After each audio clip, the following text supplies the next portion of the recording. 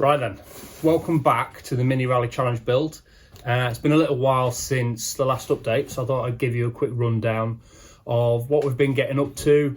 It's been a bit hit and miss recently trying to find time to work on the car, so we've mainly been chipping away at some of the smaller jobs whenever we've had a spare evening or weekend. One of those jobs has been the wiring loom.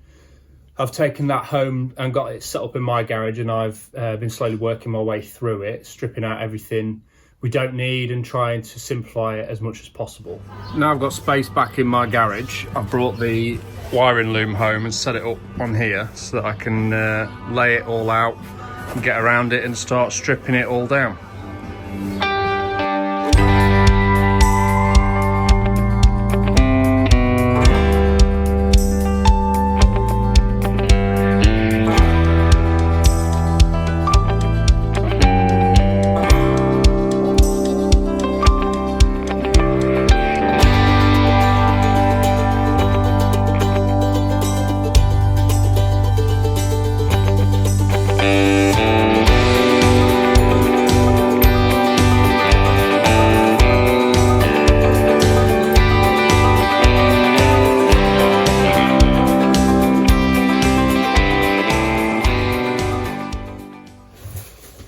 Last weekend I also got the sill stands welded in, they're all fitted now, and I just need to get the sill trim plastics back on to finish that job off.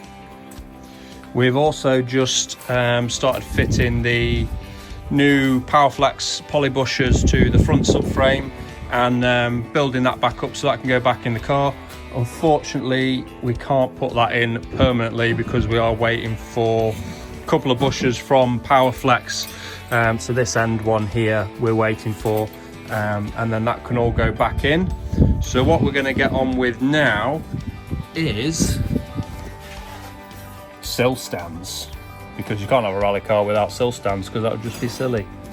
Right, for these sill stands I'm putting them in line with the jacking points on the car. I just figure that's going to be the strongest point to have them.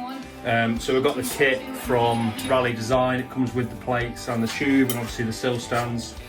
So I've just marked out in the middle where I want it to be, obviously lined up with, make sure the plate sits on there nicely. If they don't, I can just manipulate the plates a little bit. So I'll drill the holes and get started on these.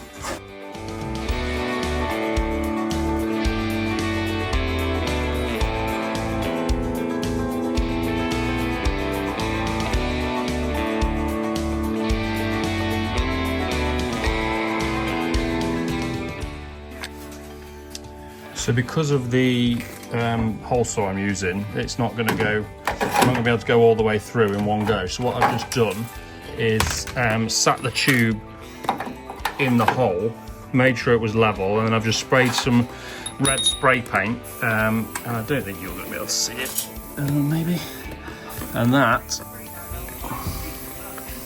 is going to mark where I drill. So I'm going to do a pilot hole through from here, and then I'll drill through from the other side.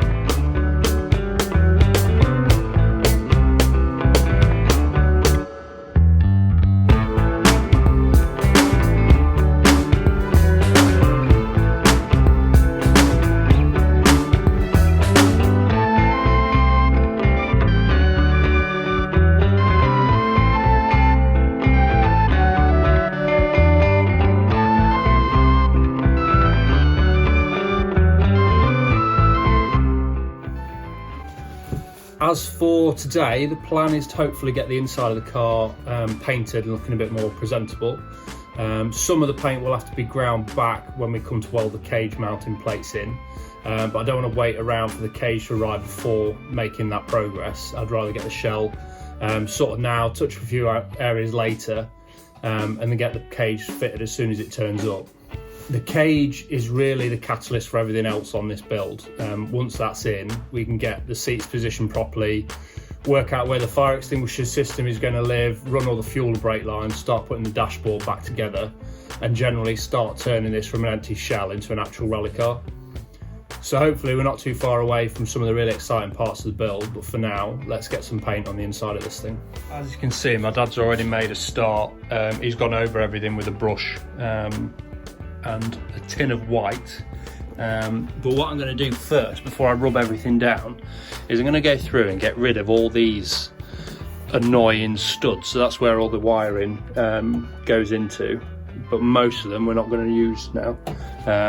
Some brackets like this, all this kind of stuff, just tidy it up really. I mean, it doesn't really need to come out, but it's just, I think it will look a whole lot nicer, tight and tidier with all that out of the way, and get a bit of a better finish. And also, me crawling around in here, I keep putting my hand on it and my knee on it, and it's freaking annoying, to be honest. So I'll make a start, get rid of that, rub everything down, and then start laying some paint.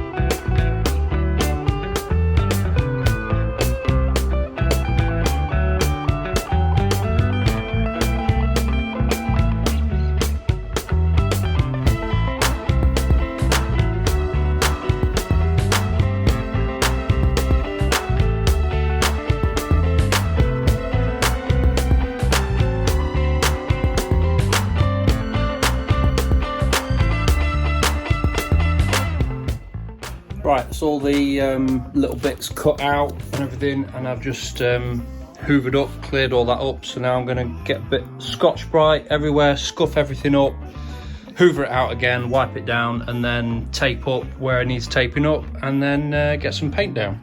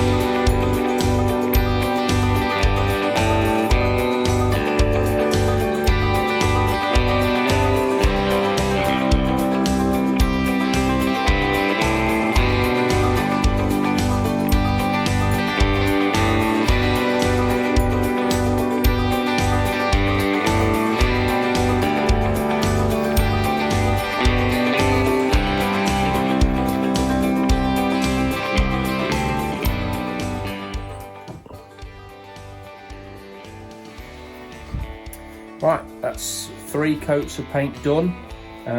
Luckily I checked online what the flash time is, because it said it's only 10 to 15 minutes. So basically once I've done 1 coat, from front to back, let's go start at the front again. But that's 3 coats done. Best rattle can job you're going to see. So yeah, wait a couple of weeks now for the cage to arrive, and then we'll get cracking with everything else. So make sure you like, subscribe, follow along, and we'll see you in the next one.